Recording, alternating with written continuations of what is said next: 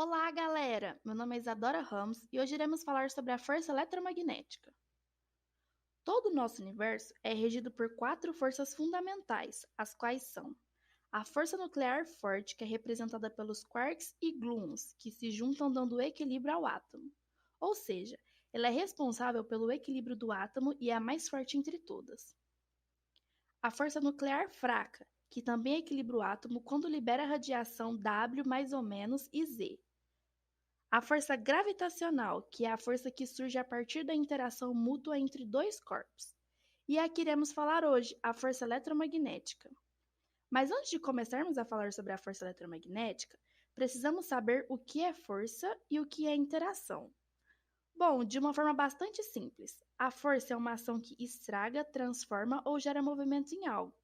E interação é toda situação em que o estado de uma coisa muda o estado de outra. Simples assim. A força eletromagnética está presente por toda parte, como por exemplo, desde a ligação entre os elétrons e os núcleos atômicos, e a união de átomos para a formação das moléculas até as maiores montanhas. Como quase todo mundo já sabe, tudo em nosso universo é formado por átomos. E os átomos são formados por nêutrons, prótons e elétrons. Onde os elétrons possuem cargas negativas, os prótons cargas positivas e os nêutrons que não possuem cargas elétricas. Porém, a fonte da força eletromagnética é a carga elétrica, ou seja, apenas partículas eletrizadas a experimenta. Dessa maneira, a força eletromagnética não atua sobre os nêutrons. A força eletromagnética é o resultado da troca de fótons entre partículas. Mas espera aí, o que é um fóton? Já estava me esquecendo. Os fótons são partículas mediadoras da força eletromagnética. Eles são partículas de radiação, ou seja, não possuem massa e nem ocupam lugar no espaço. Eles estão presentes em toda a luz, como a luz do sol, raio-x ou até mesmo a luz emitida pela tela do seu computador. Eles podem se comportar como partícula quando interagem com a matéria e como onda quando se propaga. Como exemplo da força eletromagnética, temos a força de atrito, a de tração, normal e magnética.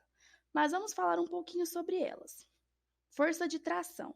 A força de tração é uma força que puxa. Essa força pode ser emitida através de uma corda, de um cabo, de uma corrente, entre outros.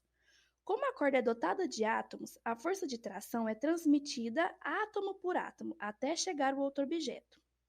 Por exemplo, um trenó pode ser puxado por um time de huskies siberianos com cordas presas a eles, o que permite que os cães corram uma distância maior do que correriam se tivesse que empurrar o trenó por trás usando a força normal.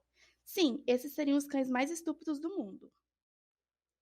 Força de atrito. A força de atrito surge, por exemplo, quando tentamos arrastar um móvel pela casa.